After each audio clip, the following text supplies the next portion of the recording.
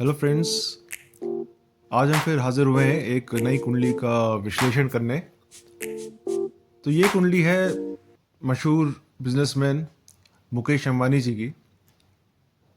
और मुकेश अंबानी जी को हर कोई जानता है कि वो रिलायंस इंडस्ट्रीज़ के चेयरमैन और मैनेजिंग डायरेक्टर हैं। और उनके अंडर रिलायंस इंडस्ट्रीज़ ने बहुत प्रोग्रेस की है, बहुत ग्रोथ की है। मुकेश अंबानी जी का जन्म 19 अप्रैल 1957 में एडन एक जगह है यमन में, वहाँ पे उनकी पैदाइश हुई थी। और उनके पिता धीरूभाई अंबानी और मदर कोकिलाबेन। तो आप सब जानते हैं कि मुकेश अंबानी जी के फादर जो थे वो उन्होंने रिलायंस इंडस्ट्रीज़ की शुरुआत की थी। और उनके जन्म होते ही वो फैमिली के साथ इंडिया आ गए थे, और जहाँ पे उन्होंने इसकी शुरुआत की। और मुकेश अंबानी जी ने अपनी वे स्कूलिंग और ग्रेजुएशन की। उन्होंने मुंबई से केमिकल इंजीनियरिंग में डिग्री ली, और उसके बाद आई थिंक स्टैनफोर्ड यूनिवर्सिटी में उन्होंने अपना एमबीए किया। एमबीए यूएस से किया। और उसके बाद उन्होंने अपने फादर के बिजनेस को ज्वाइन कर लिया 81 1981। और अब लगा लीजिए तक लगभग 44 साल उन्होंने रिलायंस इंडस्ट्रीज़ को सर्व किया है। और उनके अंडर रिलायंस इंडस्ट्रीज़ ने बहुत ग्रोथ की। पहले तो वो खैर पेट्रोकेमिकल और पेट्रोलियम रिफाइनरीज थी उनकी, और उनके फादर के टाइम पे। और थोड़े टेक्सटाइल्स में भी काम था। लेकिन इसके बाद उन्होंने टेलीकम्युनिकेशंस और डिजिटल स्पेस में, रिटेल में मुकेश अंबानी जी ने बिज़नेस को बहुत आगे बढ़ाया। अब सबसे जानी मानी हस्ती है और one of the richest people in the world. तो अगर हम उनकी कुंडली में नज़र डालें कि क्या ऐसी वजह थी कि मुकेश अंबानी जी बने, तो हम देखें तो उनका जो लग्न है वो वृश्चिक लग्न के जातक है। तो वृश्चिक लग्न और शनि उनके लग्न में है। तो वृश्चिक लगन के जो जातक होते हैं वो जनरली काफ़ी इंटेंस और पैशनेट किस्म के लोग होते हैं, अपने काम में बहुत पैशनेटली काम करते हैं। और थोड़े वो क्या कहते हैं, सीक्रेटिव भी रहते हैं अपने चीज़ों के बारे में। तो बिजनेस में तो स्ट्रैटेजी आपको अपनी सीक्रेट रखनी ही पड़ती है। जैसे इन्होंने जियो के टाइम जब लॉन्च किया था, तो पूरे दुनिया को और एटलीस्ट इंडिया में सभी कॉम्पिटिशन्स को धाराशाही कर दिया था। अपने जो उन्होंने चीप इंटरनेट का ऑप्शन, डिजिटल इंटरनेट का ऑप्शन जो उन्होंने प्रोवाइड किया था, और टेलीकम्युनिकेशन सेक्टर्स को रेवोल्यूशनाइज किया था। तो उनकी स्ट्रैटेजीज कई बार गोपनीय रहती हैं। और अगर हम देखें तो जो लग्नेश है वो सप्तम स्थान में विराजमान है। तो एक बारी ग्रहों पे दृष्टि डालते हैं तो हम देखते हैं कि चंद्र जो है उनके द्वितीय भाव में विराजमान है, और छठे भाव में केतु, शुक्र, बुध और सूर्य। सूर्य उच्च के हैं यहाँ पे। और मंगल जैसे बोला सप्तम स्थान में, और जुपिटर जो है गुरु वो दशम में, और राहु उनके 12वें भाव में विराजमान है। शनि और राहु दोनों रेट्रोगेट है। तो शनि एक तरह से देखा जाए तो ट्वेल्थ में भी मान सकते हैं शनि को। तो तुला राशि में शनि उच्च के माने जाएंगे। तो यहाँ पे भी उनको फॉरेन के तरफ में फॉरेन से भी उनको काफ़ी हेल्प मिली है, इन्वेस्टमेंट्स और अपनी जो उन्होंने बिजनेस को ग्रो किया है। तो अब हम उनके द्वितीय भाव में अगर नज़र डालें तो वहाँ पे चंद्र विराजमान है गुरु की राशि में, धनु राशि। और इसमें गुरु की पंचम दृष्टि उनके द्वितीय भाव में। तो उनका द्वितीय भाव बड़ा ज़बरदस्त है, बहुत ही। और मंगल की भी दृष्टि पड़ रही है इसमें, अष्टम। तो सेकंड हाउस उनका बहुत स्ट्रांग है। तो ये सेकंड हाउस उनके वाणी, कुटुंब और धन भाव को भी डिनोट करता है। तो धन भाव और पैसे से उनको कभी कोई प्रॉब्लम रही नहीं है, और काफ़ी मजबूत है। और सबसे ज़्यादा उनको अपने कुटुंब, अपने फादर और पेरेंट्स की तरफ से काफ़ी सपोर्ट मिला है। उनकी फाउंडेशन जो बिजनेस रिलायंस इंडस्ट्रीज़ की थी, उनको फादर की तरफ से मिली थी, जिसका उन्होंने विस्तार किया। तो उनका धन भाव बहुत मजबूत है और कुटुंब का भाव बहुत मजबूत है, उनको सपोर्ट बहुत मिला। तो ये one of the strongest house बोल सकते हैं। और थर्ड हाउस में अगर हम देखें तो शनि की तीसरी दृष्टि और तृतीयेश का लगन में होना, बहुत ही, ये भी थर्ड हाउस बड़ा पराक्रम का, एफर्ट का भाव माना जाएगा। तो उन्होंने बहुत एफर्ट किया। लेकिन एक और चीज़ है कि ये टेलीकम्युनिकेशंस, कम्युनिकेशन, मार्केटिंग, सेल्स का भी एक भाव माना जाता है। तो इस पे भी उनको काफ़ी उन्होंने काफ़ी इसमें उन्नति की। अगर हम चतुर्थ भाव में आते हैं, अगेन ये भी शनि जो है, जो ये शनि जो इस भाव के स्वामी हैं वो लगन में विराजमान है, तो ये भी एक तरह से योग का निर्माण हो रहा है। तो अगेन इनका जो अब गुरु की भी दृष्टि इनके फोर्थ हाउस में है, तो सुख सुविधा, भूमि, वाहन, मकान का बहुत इनको बहुत लाभ प्राप्त होगा और बहुत संपत्ति के मालिक होंगे। और अब हम जानते हैं कि जो मकान है मुंबई में एंटीला, वो वन ऑफ द रिच क्या कहते हैं most expensive houses in the world है, शायद सबसे ज़्यादा एक्सपेंसिव है। $2 बिलियन की वर्थ थी जिस टाइम वो बना था। बिलियंस ऑफ डॉलर्स का वो मकान है, 27 स्टोरी है शायद, और बहुत सारी एम्यूनिटीज़ से वो लैस है मकान। तो उनका चतुर्थ भाव भी बहुत मजबूत है, उनका द्वितीय भाव भी बहुत मजबूत है, तृतीय भाव भी बहुत मजबूत है एज एक्सपेक्टेड। और जो पांचवा भाव है जो संतान का, एजुकेशन का और लव लाइफ का भी कह दीजिए, तो उनकी हम जानते हैं एक तरह से रोमांटिकली वो इंक्लाइन थे और उनका एजुकेशन बहुत ज़बरदस्त रही है। उन्हें यूएस में जाके एमबीए भी किया है। तो अगेन हम देखें तो पंचमेश का दशम में जाना एक राजयोग का निर्माण हो रहा है, केंद्र त्रिकोण राजयोग का निर्माण हो रहा है। अब उनके छठे भाव में अगर हम दृष्टि डालें तो छठा भाव जो रोग, ऋण, शत्रु का भाव है और सर्विस सेक्टर का भी ये भाव है, सर्विस का। तो यहाँ पे अगर हम देखें तो केतु, बुध और शुक्र और सूर्य, तो सूर्य उच्च के हैं, तो फादर से बहुत सपोर्ट मिला। और सूर्य गवर्नमेंट का भी कारक माने जा सकते हैं, तो गवर्नमेंट सेक्टर से भी उनके काफ़ी प्रोजेक्ट्स रहे हैं। और सूर्य बुध का अगर हम देखें तो बुधादित्य योग, बुध और शुक्र का लक्ष्मी योग, तो धन की कोई कमी नहीं है। केतु और सूर्य एक थोड़ा ग्रहण दोष जरूर बना रहे हैं, लेकिन ज़्यादातर अगर हम देखें तो काफ़ी ये चार ग्रहों ने इस भाव को बहुत मजबूत कर दिया है। वो उन अपने कंपटीशन से भी आगे निकल गए, क्योंकि तीन ग्रह बड़े अच्छे उनको सपोर्ट कर रहे हैं। सूर्य थोड़ा शुक्र को अस्त भी करते हैं कि डिग्रीज बहुत पास पास है अगर हम देखें तो। छठा हाउस उनके सर्विस सेक्टर में भी उन्होंने काफ़ी अपना बिजनेस बढ़ाया है। बुध और बिजनेस के कारक है, इसी भाव में विराजमान है। अगर हम सप्तम भाव में दृष्टि डालें तो मंगल वहाँ विराजमान है, और शुक्र जो उसके स्वामी हैं वो छठे भाव में चले गए हैं, थोड़ा कंबस्ट भी है। तो ये दर्शाता है, और शनि मंगल सप्तम भाव में, ये दर्शाता है कि थोड़ा बहुत उनको मैरिड लाइफ में हो सकता है उनकी थोड़ी मैरिड लाइफ इम्पैक्टेड रहे। मतलब बाहर से तो सब अच्छा ही दिखता है और हम होप भी करते हैं कि सब अच्छा ही हो, और उनकी जोड़ी काफ़ी बहुत अच्छी लगती है जब भी पब्लिक में आते हैं। लेकिन अगर कुंडली के हिसाब से जाएँ तो थोड़ा इसमें हमें दिख रहा है कि थोड़ा बहुत प्रॉब्लम आ सकती हैं, या मतलब आती भी होंगी तो वो मैनेज कर लेते हैं, लेकिन कुछ ना कुछ तो ये वाला भाव थोड़ा हल्का सा इम्पैक्टेड तो दिखता ही है। और अगर हम अष्टम में जाएं तो अष्टमेश का छठे भाव में जाना बुध का, ये दिखाता है कि काफ़ी ये ट्रांसफॉर्मेटिव चेंजेस लाते हैं सर्विस सेक्टर में। काफ़ी नई नई चीज़ें, नई टेक्नोलॉजीज़ को लाते हैं और ये लाते रहेंगे। अगर हम उनके भाग्य भाव में दृष्टि डालें तो अगेन चंद्र का जो इसके भाग्येश हैं वो द्वितीय भाव में काफ़ी मजबूती से प्लेस्ड हैं, तो उनका भाग्य भी काफ़ी अच्छा है। और अगर हम दशम भाव में देखें तो गुरु विराजमान है, गुरु सूर्य की राशि में है, तो काफ़ी वेल स्ट्रॉन्ग, वेल प्लेस्ड है।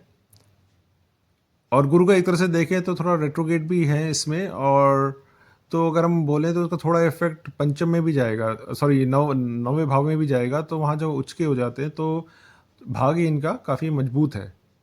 लेकिन अगर हम दश कर्म कर्म की बात करें तो ये काफ़ी दान पुण्य भी करते हैं, क्योंकि गुरु है तो थोड़े ये कंपैशनेट किस्म के इंसान भी होंगे अपने बिजनेस में, इन द सेंस कि थोड़ा चैरिटी वर्क काफ़ी करेंगे। और अगेन जैसे मैंने बोला पंचमेश का और दशम में जाना एक राजयोग का निर्माण तो कर ही रहा है, तो उनका कर्म का भाव काफ़ी मजबूत है। अगर उनके 11वें भाव में जाए लाभ का भाव, यहाँ पे बुध जो है जो बिजनेस के भी कारक है, बिजनेस से इनकी इनकम होगी और वो सर्विस के एरिया में छठे भाव में विराजमान है और अच्छा योग बना रहे हैं सूर्य के साथ और शुक्र के साथ भी। तो धन की कोई कमी नहीं होगी, इनकम की कोई कमी नहीं है। और 12वें भाव में राहु विराजमान है, शुक्र की अपने ही भाव में दृष्टि है। शुक्र राहु इस भाव को काफ़ी मजबूत कर रहे हैं और अपना बिजनेस ये विस्तार और एक्सपेंडिचर विदेशों में भी करेंगे, और हो सकता है बाद में विदेश में भी कोई प्रॉपर्टी या घर वर ले लें। तो ओवरऑल ये कुंडली काफ़ी अच्छी है। और 12वें भाव का राहु वैसे अगर हम बोलें तो कई बारी जैसे हनी सिंह कुंडली में उसने अच्छा नहीं किया था, वो उनको थोड़ा नशे की आदत और इन सब चीज़ों में ले गया, तो 12 भाव का राहु थोड़ा बहुत इधर उधर जा सकता है। लेकिन अगर राहु की जो एक क्षमता है अगर पैसा अर्जन करने की उसमें लगा दी जाए तो राहु आपको फेवर भी करता है, तो राहु आपका विस्तार भी करेगा। लेकिन अगर आपने वही राहु को अपने सही नेगेटिव उसका नेगेटिव एस्पेक्ट्स को बढ़ा दिया तो यही राहु आपके लिए ख़राब भी हो जाएगा। तो बहरहाल ये तो थी कुंडली के ऊपर हमने जो दृष्टि डाली। अगर न्यूमरोलॉजिकली भी देखें तो उनके जो ईयर डेट ऑफ बर्थ है उसमें 1 नंबर कई बार आता है और 9 नंबर जो मंगल और सूर्य, तो नेम एंड फेम तो उनका ज़बरदस्त रहा है। अगर उनकी डेट ऑफ बर्थ को देखें तो मूलांक उनका 1 + 9 1 बनता है, 10 1। तो ये ज़्यादातर हमने देखा है, जैसे बिल गेट्स की कुंडली हो गई, इलॉन मस्क की कुंडली हो गई, उनका भी डेट ऑफ बर्थ 28 या ऐसे कुछ है, तो वो भी उसका भी मूलांक 1 बनता है। तो 1 वाले जो जातक होते हैं उनका वो अलग ही लेवल पे खेलते हैं, उनका नेम एंड फेम बहुत होता है। और वो उसकी जो पावर है, 1 नंबर की पावर को अगर टैप कर ले तो वो बहुत आगे जाते हैं। तो यही उनकी हमें कुंडली में भी न्यूमरोलॉजिकली भी दिखाई देता है।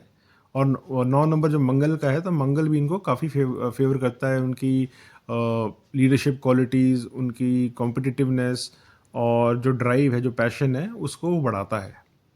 और इसमें कुंडली में एस्ट्रोलॉजिकली भी देखें तो मंगल की दृष्टि उनके अपने ही लगन पे फ्रॉम सप्तम से उनके अष्टम में, सप्तम से उनके लगन में जा रही है, तो इससे उनका लगन बहुत मजबूत हो जाता है। अगर हम विंशोत्तरी दशाओं की बात करें तो यहाँ पे अगर हम देखें तो इनकी जो ग्रोथ हुई है राहु के पीरियड में हुई है, उसी टाइम इन्होंने जियो भी 2016-17 के आसपास लॉन्च किया है। तो राहु अगर देखें तो टेक्नोलॉजी का भी कारक है, इंटरनेट का भी कारक है, तो राहु की दशा में इनको फ़ायदा हुआ है। और इसके बाद इनकी जो गुरु की महादशा शुरू होगी, जो शुरू हो चुकी है 2019 के बाद, तो गुरु तो उनके 10th हाउस का ही, कर्म भाव का ही स्वामी है, तो तो उनको ये बहुत अपने बिजनेस में आगे ले जाएगा, बहुत वेल्थ क्रिएट करेगा इनकी। और गुरु क्योंकि इनके पंचम का भी स्वामी है, तो ये उनकी जो संतानें हैं उनको भी ये अपना बिजनेस हो सकता है धीरे धीरे ट्रांसफ़र करें।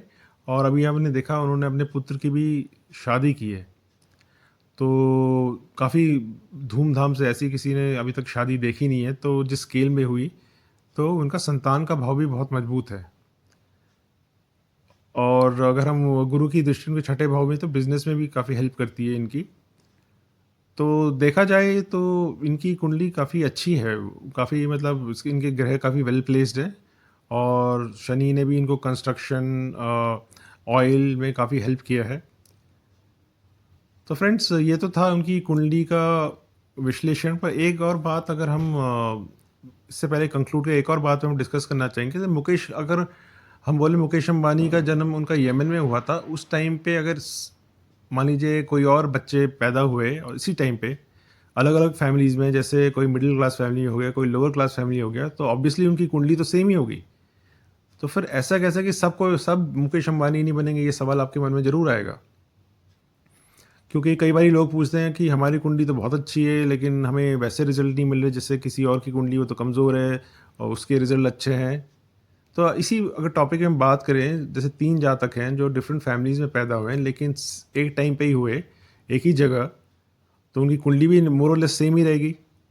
हम D60 में नहीं जा रहे जहाँ थोड़े मिनट्स के गैप में आपका ज़ोडिएक साइन बदल जाता है। हम एक कॉमन सेंस की बात कर रहे हैं कि 3 लोग जिनका सेम कुंडली है लेकिन रिजल्ट उनके सिमिलर नहीं है, ये कैसे पॉसिबल है? तो फ्रेंड्स, ये सवाल बहुत बारी पूछा जाता है, तो मेरा जो टेक है इसमें वो मैं बता रहा हूँ कि मुकेश अंबानी को फाउंडेशन क्या मिली? मुकेश अंबानी को उनकी फाउंडेशन में पिताजी से मिली, जिन्होंने अपनी रिलायंस इंडस्ट्रीज सेटअप कर ली थी और उस फाउंडेशन को आगे ले गए। तो करोड़ों के मालिक अब हज़ारों करोड़ों के मालिक हो गए। तो नी वो अलग ही स्केल पे खेल रहे थे। ऑन द अदर हैंड, अगर एक ही जातक और वो दूसरा जातक जो मिडिल क्लास फैमिली में पैदा हुआ, जिसके फादर जॉब करते हैं, उसके फादर ने भी सपोर्ट किया क्योंकि सेकंड हाउस उसका भी स्ट्रांग रहेगा जैसे इनका स्ट्रांग था। तो उनके धन मिलेगा, उनको धन कमाएंगे, उनके एसेट्स होंगे और वो भी बेसिकली अपने जो पैतृक कुटुंब की वजह से आगे बढ़ेंगे। लेकिन अब क्योंकि उनके फादर हो सकता है जॉब करते हैं तो उनके पास उतना धन ना हो, लेकिन वो अपनी क्षमता से बढ़ाएंगे तो मुकेश अंबानी हो सकता है कि हज़ारों करोड़ों में खेले और ये लोग करोड़ों में खेले। तो उनकी कुंडली रिजल्ट तो देगी, लेकिन क्योंकि स्केल अलग है, लेवल प्लेइंग फील्ड अलग है, तो उसका रिजल्ट भी अलग होगा। और अगेन सेम, अगर एक जो जातक है जो लोअर क्लास में पैदा हुआ, जो गरीब फैमिली में पैदा हुआ, उसकी भी कुंडली बहुत अच्छी मानी जाएगी, लेकिन क्योंकि उसको उतना सपोर्ट नहीं मिल पाएगा अपने पेरेंट्स का या अपने सराउंडिंग्स का, लेकिन फिर भी वो अपनी कुंडली के हिसाब से अच्छा करेगा। हो सकता है वो लाखों कमाए। मुकेश अंबानी जी का नाम दुनिया भर में लिया जाता है। अगर कोई मिडिल क्लास में पैदा हुआ, मान लीजिए, उसका नाम हो सकता है अपनी शहर में बहुत मशहूर हो जाए, और जो लोअर क्लास से मतलब मान लीजिए गरीब घर में पैदा हो सकता है उसका नाम अपने मोहल्ले में हो जाए। तो कुंडली तो रिजल्ट तो देगी, लेकिन हर एक में उसका फ्लेवर अलग रहेगा, क्योंकि प्लेइंग फील्ड अलग है। अगेन हम ये नहीं कह रहे कि कोई गरीब वाला बहुत आगे नहीं बन सकता, कई लोग प्रधानमंत्री भी बन गए हैं, और मिडिल क्लास वाला कुछ ज़्यादा नहीं जा सकता। बट एक एग्जांपल बताने के लिए कि सेम कुंडली, क्योंकि देश काल परिस्थिति का भी फ़र्क पड़ता है। अगर सेम कुंडली का ज़्यादा, मान लो कोई देश है इथियोपिया, या जहाँ पे इतनी रिसोर्सेज नहीं है, और दूसरा अमेरिका चले गया, तो उनको रिजल्ट दोनों का अच्छा मिलेगा, लेकिन अपनी परिस्थिति के हिसाब से मिलेगा। तो एक को कम मिलेगा, एक को ज़्यादा मिलेगा। तो हम ऐसे ही नहीं कह सकते, एप्पल टू ऑरेंज कंपेयर नहीं कर सकते कि भैया उसको भी उतना ही मिलना चाहिए जितना दूसरे जातक को मिला जो सेम टाइम पे सेम कुंडली लेके बैठा है। तो होपफुली मैंने ये थोड़ा क्लैरिफाई किया होगा कि कई बार ये सवाल उठते हैं कि ट्विंस की कुंडली या जो जातक एक ही जगह पे पैदा हुए हैं उनके रिजल्ट्स अलग अलग क्यों हैं। एक राजा बन जाता है, और एक जो गरीब घर में पैदा हुआ हो सकता है इतना ज़्यादा बढ़ नहीं पाए, लेकिन फिर भी वो अच्छा करेगा। तो हम क्वांटाइज नहीं कर सकते कि इस कुंडली को देख के ये 10,000 करोड़ कमाएगा, ये करोड़ कमाएगा। तो इस टाइप से हम एकदम ऐसा कॉल नहीं ले सकते, लेकिन हम ये बोल सकते हैं कि ठीक है, जैसे इनको अपने पैतृक सपोर्ट बहुत मिलेगा, ये अपना बिजनेस अच्छा करेंगे, जो भी काम करेंगे उसमें बहुत सफल होंगे। तो इस तरह से ये पता चल जाता है, कुंडली अपना रिजल्ट तो देगी, लेकिन बाकी चीज़ों का भी असर रहता है। सो होपफुली मैंने इसको क्लैरिफाई किया है। सॉरी, ये थोड़ा अगेन ये वीडियो लंबा हो गया, लेकिन मैं सोच रहा था कि कुछ एस्ट्रोलॉजिकल चीज़ें भी क्लैरिफाई की जाए हर कुंडली को जो हम लेते हैं। So friends, till next time, please like, share and subscribe my video.